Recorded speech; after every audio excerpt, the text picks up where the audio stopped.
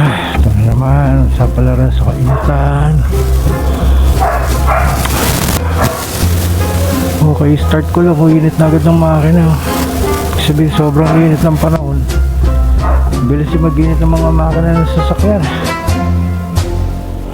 Ay, alamang to, marami ding mga mabilis mag-init ang ulo sa kalsada.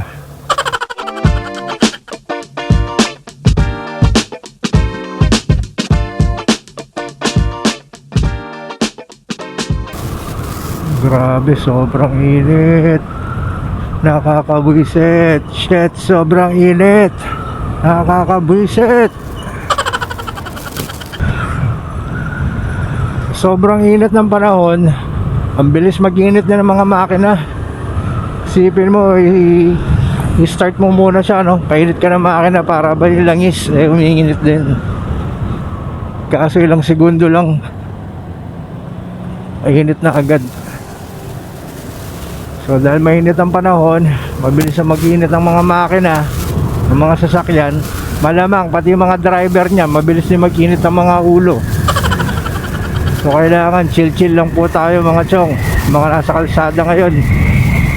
Ingat at chill lang. Kalma. Baby, kalma.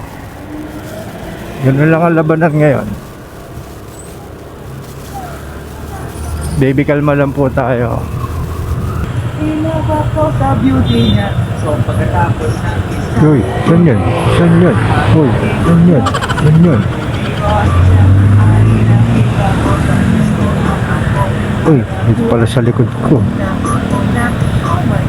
Ang kasama niya ay lima. Can you still remember me? Andrew E. Sumama siya sa akin. Anong sa inyo? Lumabas kami ng disco. Sumakay sa kanyang Pajero. Sa Pajero pa lang kinakaramdaman ko na. Okay ba?